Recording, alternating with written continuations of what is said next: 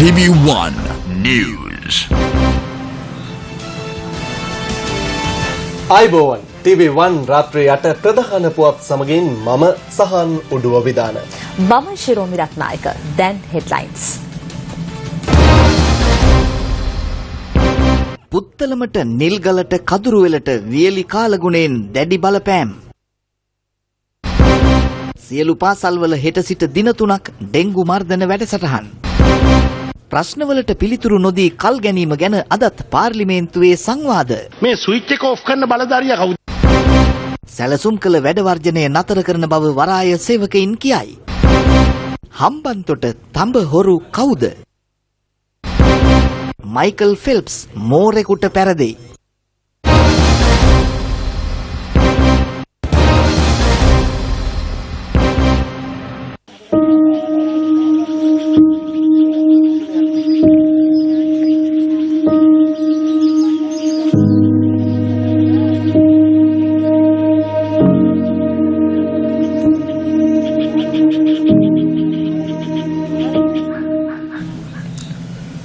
ඒ අමුත්තා පුත්තලම රළපනාවේ නිවසක ගෙමිදුලට ආවේ බොන්න වතුර ටිකක් හොයාගෙන.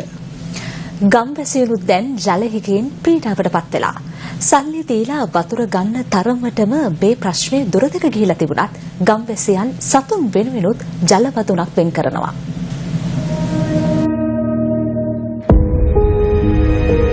පුත්තලමට බලපා ඇති නියඟයට දැන් මාස 5ක් වෙද්දී නවගත් ඒකම රළපනාවේ ලිංවල හැටි මෙහෙමයි.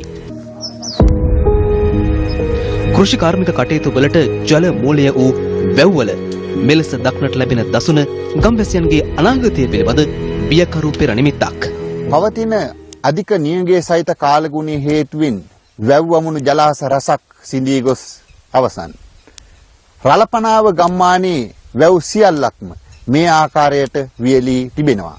ඒ හේතුවෙන් පානීය ජලය මෙන්ම දෛනික කටයුතු සඳහාද ජලය සොයා ගැනීමට නොහැකිව පවුල් 120කට අධික පිරිසක් දැඩි ලෙස පීඩාවට පත් වී සිටිනවා. නෑමට කෙසේ වෙතත් බීමට ජලය අහිමි දරුවන් සීමිත ජල සම්පතෙන් උපරිම ප්‍රයෝජන ගන්නේ මෙහිමයි.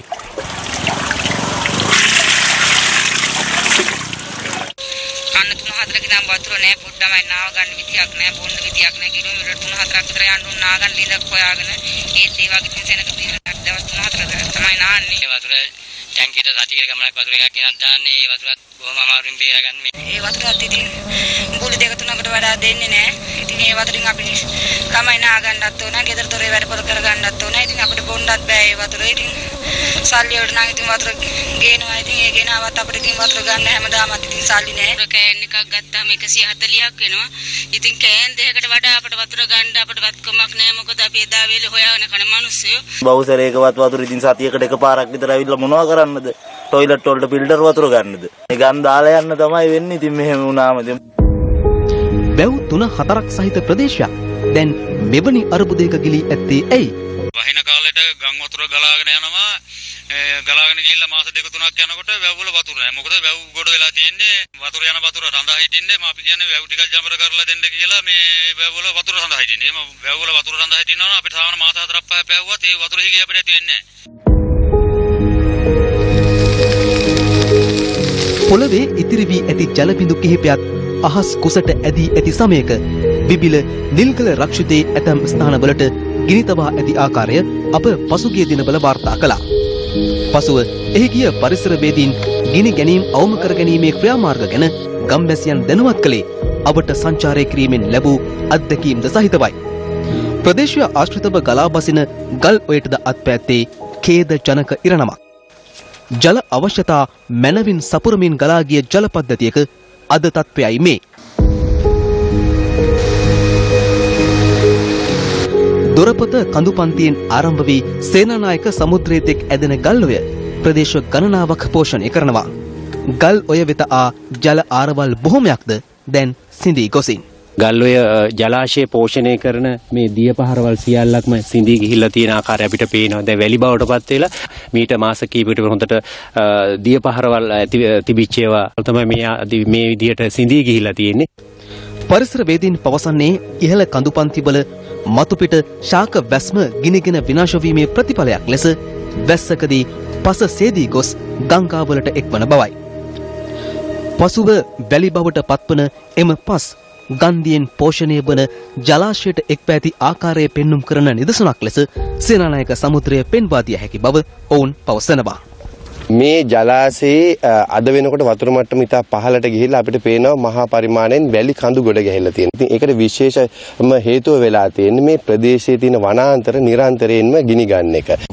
වැස්ස පටන් ගත්තාම ඔක්තෝබර් 15 වෙනි පස්සේ ජනවාරි විතර වෙනකම් මේ මහා ජල කඳක් මේ ගල්ඔය දිගේ ගලාගෙන බහිනවා. ඒ හරහා එන මඩ වලින් වැලි වලින් තමයි අද වෙනකොට මේ ගල්ඔය ජලාශය නැත්නම් සේනානායක සමුද්‍රය පිරී තියෙන්නේ. වියලි කාලගුණයේ බලපෑම මෙසේ වුවත් නිල් කලට ගිනි තැබීම නම් තවමත් අවසානයක් දැක නැහැ. විශාල ගින්නක් ඇති වෙලා මේ ප්‍රදේශයේ තියෙන ඖෂධ වර්ග වගේම සම්පූර්ණම පරිසරය විනාශ වෙලා තියෙනවා. ඒ වගේම මහ ජනතාව දැනුවත් කිරීම කරන මේ නාමපූර්ව සම්පූර්ණම විනාශ වෙලා තියෙනවා.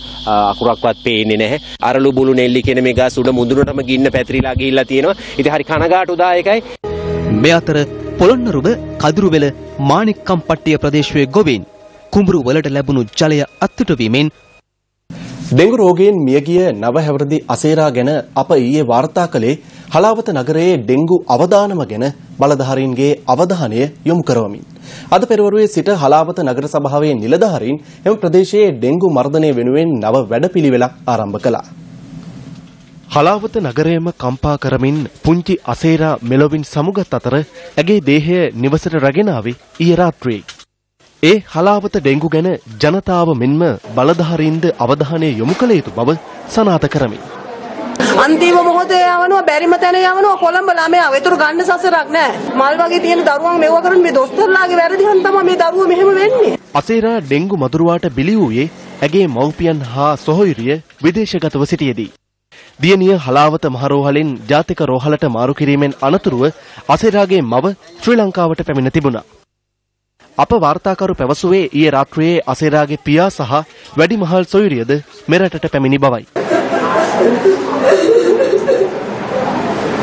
පුංචි දියණිය හැදී වැඩුණේ ඇගේ මාමාගේ නිවසේ. ඔහුගේ සිඟිති පුතණුවන්ද ඩෙංගු වැළඳීම නිසා ජාතික රෝහලේ දැඩි සත්කාර ඒකකයට ඇතුළත් කර ඇතැයි ඥාතීන් පැවසුවා. ඒ සිඟිත්තා ඉපදී තවම සති දෙකක්වත් නැහැ. අසේරා වාසය කළ ප්‍රදේශ ඇතුළු කලාපය පිළිබඳව TV1 නිවුස් ඊයේ වාර්තා කළේ එහි පැමිණි නිලධාරියෙකුට මහජන විරෝධය එල්ල වූ ආකාරයද පෙන්වා දෙමින්. මෙච්චර දෙයක් වෙලා තියෙද්දි ඔයාලා බැනලා ගියාම හරියනවද? මම වැඩ කරන්නේ. හරි ඔයා ඉතින් ඔය අහන්නේ වලට උත්තර දෙන්න. ඊයේ හලාවත නගර සභාවේ ලේකම්වරයා පැවසුවේ අද සිට ඩෙංගු මර්ධන වැඩසටහනක් ක්‍රියාත්මක කරන බවයි. ඒ අනුව අද නගර සභාවේ මැදිහත් වීමෙන් ලන්සියාවත ප්‍රදේශයේ කානු පද්ධතිය පිළිසිදු කෙරුණා. ඊයේ අප වෙත අදහස් පළ කළ හලාවත නගර සභාවේ ලේකම් ජයසිරි අමරතුංග මහතාද එහි පැමිණ සිටියා. මේ අපිලිවෙල මිනිසුන්ගේ තියෙන අපිලිවෙල තමයි මේ කානු මේ කොයින්වත් පිටින් ගන්නවල නෙමෙයි රොඩු තානේ මේවා. මේක අපි දෙකොල්ලන්ගේම වටක් කියලා අපි හිතමු. කිසිම තර්කයක් නැහැ. ඔයාලයි මම ඉන්නේ එකම අදහස මේක සුද්ධ කරන්න ඕනේ. නාලිකාවට මම ස්තුති වෙනවා. මේ දේ ඇවිල්ලා වීඩියෝ කරලා අපි වෙනුවෙන් මේ දේ කරනවට බලධාරියෙක් මේ පියවරක් ගත්තේ නැහැ. TV1 නාලිකාවෙන් ඇවිල්ලා අපි ඒකට මේ වාර්තා කරපු හින්දා තමයි මේ අද ඇවිල්ලා මේක සුද්ධ කරලා පවිත්‍ර කරලා දීලා ගියේ. ඩෙංගු වතුර නිසා බුල්නෑවේ සහ මේගමුවේ වටිනා ජීවිත දෙකක් රටට අහිමි වුණා. සුනිල් දයානන්ද ඔහු අනුරාධපුර බුල්නෑව ප්‍රදේශයේ පදිංචිව සිටි අයෙක්. 42 හැවිරිදි ඔහු දරුවන් සිව් දෙනෙකුගේ පියෙක්. උණ වැළඳීම නිසා පසුගිය 3 වෙනිදා ඔහු තමුත්තේගම රෝහලට ඇතුළත් කර තිබුණා. ඥාතින් පැවසුවේ සුනිල්ට අසාධ්‍ය වූ නිසා ඊයේ රාත්‍රියේ අනුරාධපුර ශික්ෂණ රෝහලට මාරු කර යවූ බවයි. එහෙත් ඔහුගේ ජීවිතය බේරා ගැනීමට හැකි වුණේ නැහැ. 10ට වගේ තමයි අනුරාධපුරේ අරන් ගිහින් තියෙන්නේ. 1ට විතර වගේ තමයි නැති වුණා කියන්නේ. මේ අතර මේගමුව මාරිස්ටලා විද්‍යාලයේ ආචාර්යවරයෙකු ලෙස සේවය කළ සහෝදරතුමෙකුද ඩෙංගු ඌදර නිසා ජීවිතයෙන් සමුගත්තා. අප වාර්තාකරු පැවසුවේ ජෝසප් ෆොන්සේකා නැමැති එම සහෝදරතුමාගේ වයස අවුරුදු 79ක් බවයි. එම සහෝදරතුමා මේගමුව රෝහලට ඇතුළත් කර දින 7ක් තිස්සේ නේවාසිකව ප්‍රතිකාර ලබා දී ඇතත් දිවි බේරාගත හැකි වූයේ නැහැ. ඩෙංගු රක්තපාතය නිසා එතුමන් මිය ගොස් ඇතැයි පශ්චාත් මරණ පරීක්ෂණයේදී හෙළිව තිබෙනවා. ඩෙංගු රෝගීන් වාර්තා නොවූ ප්‍රදේශයක් සොයාගත නොහැකි තරම්. එහෙත් ආදිවාසීන් නම් ඩෙන්ගු රෝගයෙන් විපතටපත් වී නැති බව තමයි අපට අසන්නට දකින්නට ලැබුණේ. අප ඒ ගැන විමසුවා. මහියංගන රෝහලෙන් මේ වන විට ඩෙන්ගු රෝගීන් 300 දෙනෙකු පමණ වාර්තා වී ඇතැයි මේ රෝහලේ අධ්‍යක්ෂ වෛද්‍ය ජේ.එම්.එස්. බණ්ඩාර මහතා සඳහන් කළා. ඔහු පැවසුවේ මේ රෝගීන් අතර කිසිදු ආදිවාසියෙකු නොමැති බවයි. මෙය ඩෙන්ගු වැළැක්වීමේ විවිධ ක්‍රියාමාර්ග පිළිබඳව මුළු රටම කතා කරන වකවානුවක්. එලිමහනේ නොව වනපෙත ආශ්‍රිතව දිවිගෙවන ආදිවාසීන්ට ඩෙන්ගු වල බලපෑමක් නැතිද? දමානී ආදිවාසී නායක උරුවර්ගේ වනිලැත්තන්ගෙන් අප ඒ ගැන විමසුවා. යදුම් පුජ්‍ය මන්තු කරන. ඒ ගම් පුජ්‍යට මේ වසංගත ලෙඩ පුජ්‍ය මංගච්ඡන්න කොදොයි මේතනෙන් ඒතන ආරක්ෂා පුජ්‍ය මන්තු කරන්න. තවමත් මේ ඇත්තන් මේ ගම් පුජ්‍යේ මේ ඩෙන්ගු ලෙඩ පුජ්‍ය කොදොයි. මේ රට පුජ්‍යේ යුද්ධ පුජ්‍ය තිබව කෝණ පුජ්‍ය 30ක්.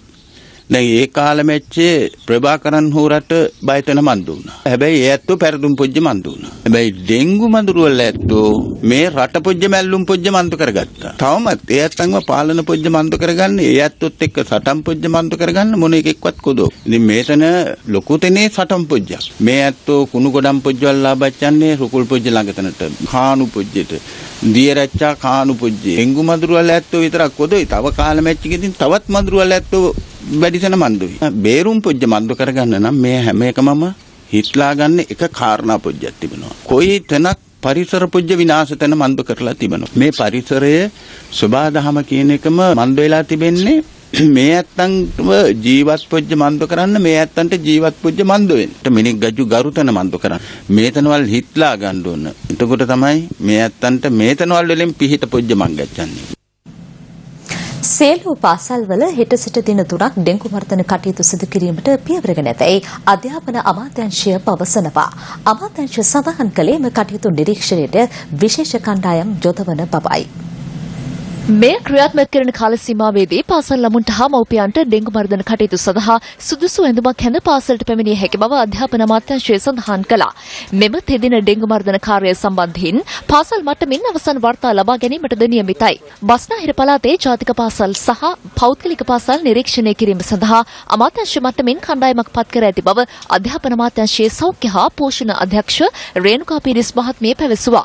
ඒ සඳහා යොදවා ඇති නිලධාරීන් සංඛ්‍යාව 37ක්. බස්නාහිර පළාත තුළ අනිකුත් පාසල් නිරීක්ෂණය කිරීම සඳහා සංවර්ධන නිලධාරීන් 250 දෙනෙකු යොදවන බවද රේණුකා පීරිස් මහත්මිය පැවසුවා. ඇය සඳහන් කළේ දිවයින පුරා සෙසු පාසල්වල ඉදිරි දින 3 සිදු කරන ඩෙන්ගු මර්ධන කටයුතු සොයා බැලීමට ඒ පළාත් අධ්‍යාපන නිලධාරීන් සහ කලාප අධ්‍යාපන නිලධාරීන් යොදවන ලෙසද උපදෙස් ලබා දී ඇති බවයි. දඹදෙණිය ගිරිඋල්ල අතුරුවෙල ප්‍රදේශයේ උත්සව ශාලාවක පැවති සාදයක් අතරතුර ලිඳකට වැටුණු තිදෙනෙකු මිය ගියා.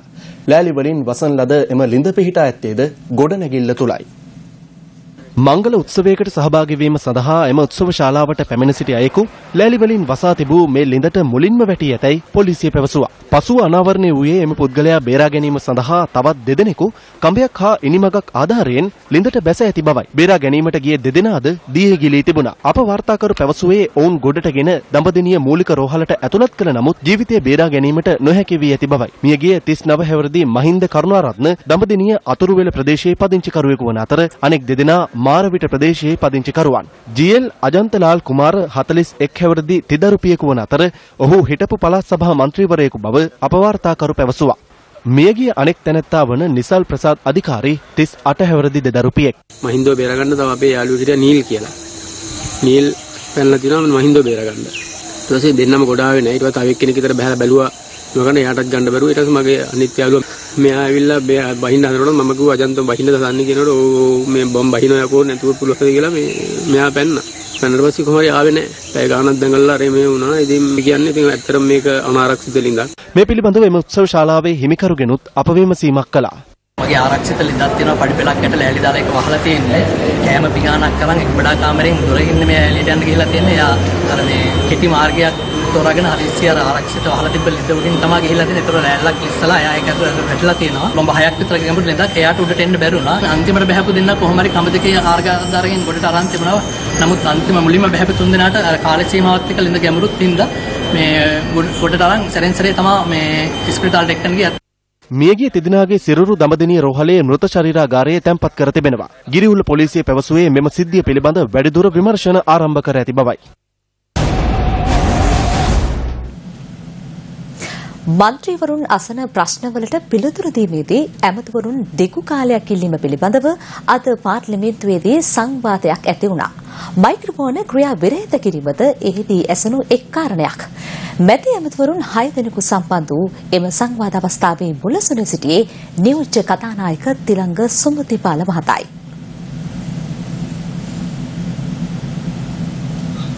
ගරු බන්දුල ගුණවර්ධන මැතිතුමා ප්‍රශ්නාංක 8 ප්‍රාථමික කර්මාන්ත අමාත්‍යතුමාගේ ඇසීමට මම ප්‍රශ්නේ අසනවා.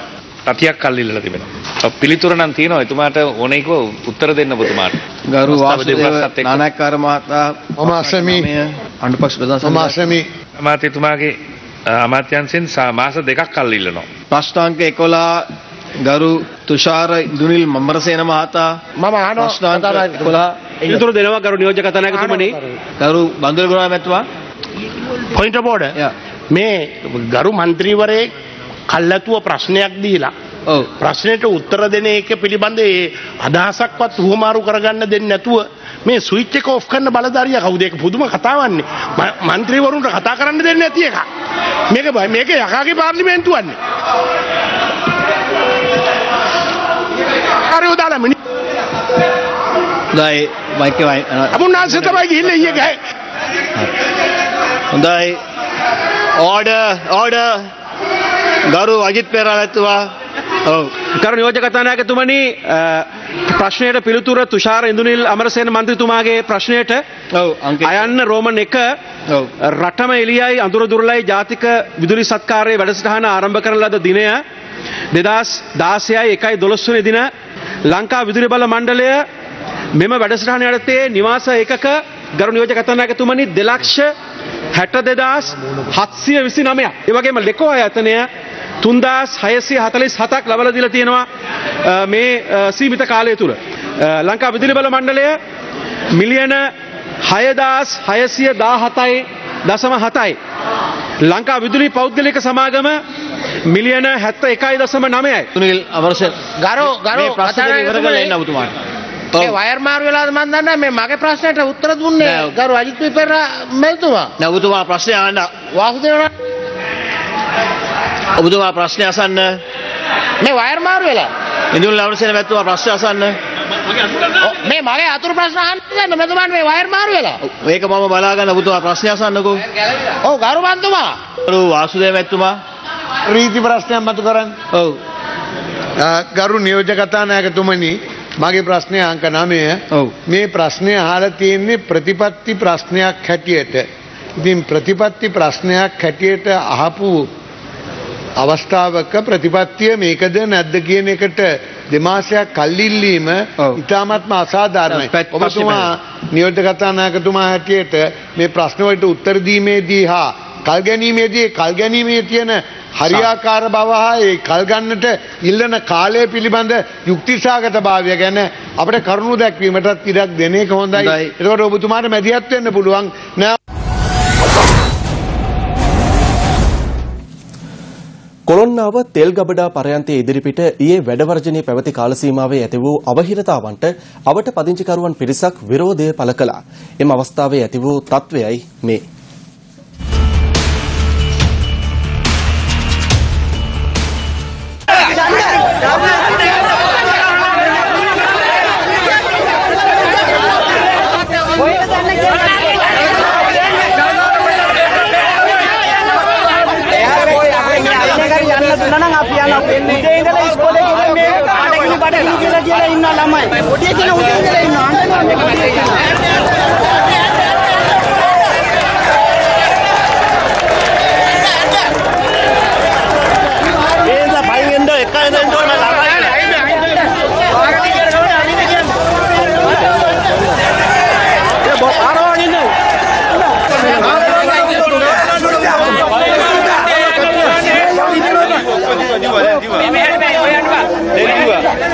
ඔයගොල්ලෝ ගන්නකොට අපිත් මෙන් ගවන නම් හරි ඒකට ඉවරයි.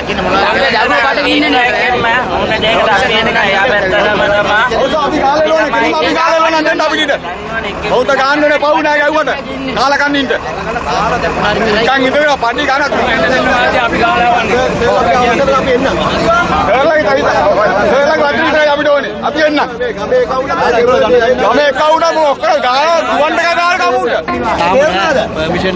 අපි ඇවිල්ලා මේක ජීවත් වෙන මිනිස්සු අපාර ළමයි ඉස්කෝලේ යන වෙලාවේ ඕගොල්ලෝ මේක අරස් කරා. ඒක වැරදි. ඇමතිවරු වැඩකුත් නැහැ, දේශපාලන වැඩක්ම නැහැ මෙතනට.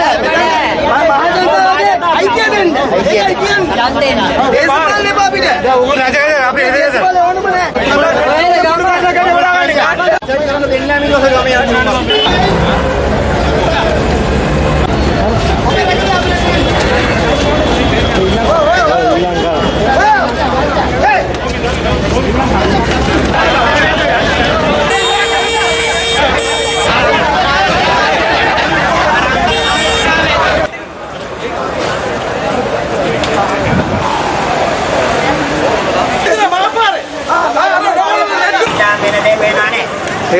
පීඩාව දීලා.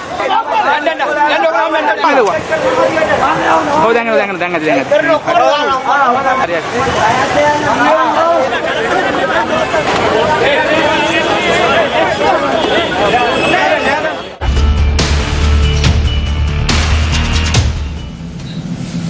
මේ අතර වරාය සේවකීන් ආරම්භ කිරීමට සූදානම් වූ වැඩ වර්ජනය නවතා දැමීමට තීරණය කර තිබෙනවා. වැඩ වර්ජනය අපි සූදානම් කරේ 29 වෙනි දින හම්බන්තොට වරාය ගිවිසුම අත්සන් කිරීමට එරෙහිව. ಖನಿಜ තෙල් වැඩ වර්ජනයයි වරාය වැඩ වර්ජනයයි එකතුව තමයි ඉදිරි ක්‍රියාමාර්ගයේ අපි සැලසුම් කරලා තිබුණේ. හම්බන්තොට ගිවිසුම සම්බන්ධව සංශෝධනයන් ඉදිරිපත් කිරීමට ලබන අඟහරුවාදා දින ඒගොල්ලන්ට සාකච්ඡාවක් ලබා දීලා තියෙනවා. ඒ සම්බන්ධයෙන් අපටත් සාකච්ඡාවක් ලබා දීමට අවස්ථාවකුත් ඇති කරලා තියෙනවා. ඒ නිසා අපි මේ ක්‍රියාමාර්ගය తాවකාලිකව අපි නතර කිරීමට කටයුතු යොදලා තියෙනවා.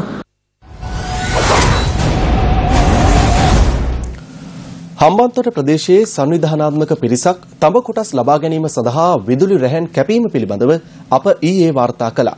පොලිසිය පැවසුවේ මේ සම්බන්ධයෙන් සැකපිට එක් අයෙකු අත්අඩංගුවට ගෙන ඇති බවයි.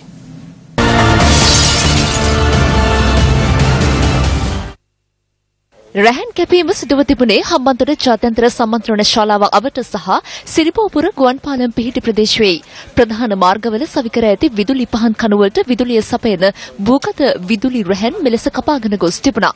විදුලි රැහැන් වල අඩංගු තම කොටස් ගලවා ඉවත් කරගෙන අවශේෂ කොටස් එම ස්ථානයේම තමා ගොස් තිබුණේ මේ ආකාරයෙන්. දින කිහිපයක සිට ප්‍රදේශයේ විදුලියද ඇන හිටි බව අවට ජනතාව පැවසුවේ වගකිව යුතු ආයතනවල අවධානය යොමු වී නැතයි චෝදනා කරමින්. TV1 නිවුස් ඔස්සේ මේ පුවත ඊයේ අනාවරණ කිරීමෙන් පසු වීරවිල පොලිසියේ අපරාධ විමර්ශන අංශය අද කඩිනම් මෙහෙයුමක් ආරම්භ කළා. අදාළ ස්ථානයේ නිරීක්ෂණය කිරීමෙන් පසු ලැබුණු තොරතුරු අනුව තඹ කොටස් විකුණා ඇතැයි පැවසෙන වෙළඳසැල වැටලීමට පොලිසිය පියවර ගත්තා. එය අබලි ද්‍රව්‍ය රැස් කරන ස්ථානයක්. එහි තිබී නීති විරෝධී ලෙස රැහැන් කපා රැස් කළ තඹ කිලෝ 100ක් පොලිස් භාරයට ගෙන තිබෙනවා. පොලිසිය පැවසුවේ වෙළඳසැල් හිමිකරු සැකපිට අත්අඩංගුවට ගන්නු අතර ඔහු හෙට අධිකරණයට ඉදිරිපත් කිරීමට නියමිත බවයි. සිද්ධිය සම්බන්ධයෙන් වැඩිදුර විමර්ශන පැවැත්වෙනවා.